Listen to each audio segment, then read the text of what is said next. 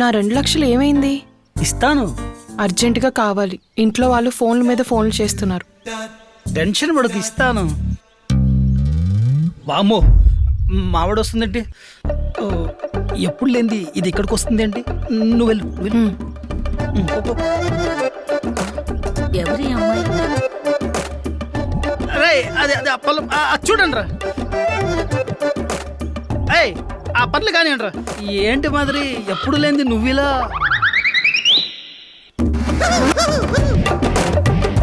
Current bill వాడు వచ్చాడు. మీరు కరెంట్ బిల్ కట్టలేదు, కట్ చేస్తా అంటున్నాడు. అవును. అయ్యో, నాకు ఫోన్ చేస్తే నేను కట్టేవానిగా. మీ ఫోన్ కలవలేదు, అందుకే నేనే వచ్చాను. అవును, ఎవరు అమ్మాయి? అది మన పొలం పనులు కూలీల లెక్కలు రాసుకోవడానికి నేనే పనిలో పెట్టాను.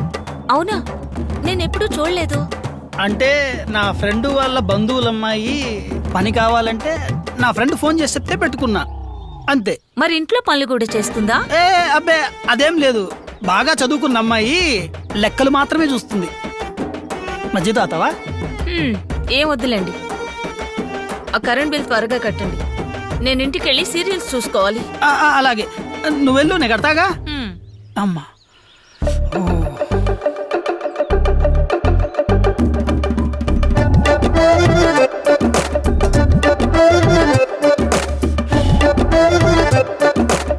అబ్బా, అమ్మా నువ్వా? అడలు చచ్చాను.